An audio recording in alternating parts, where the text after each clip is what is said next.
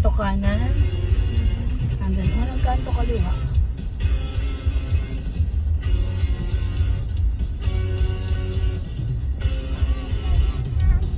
Bongga dito, Mars. Di ba? Ay, masyadong private. Pang mayaman talaga siya, Mars.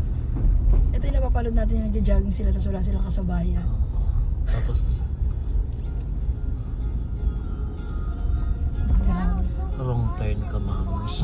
Wrong turn pala. Ay, tama ba to? Yes, too calming.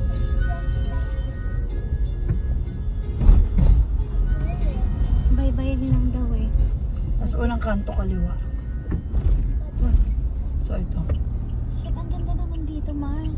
Kaya mahal. Oh my gosh. Dahil sa labas, nasa, di ba yung mga cafe sa labas lang? Oo. Ito tayo, nasa loob tayo. So, pang ano tayo?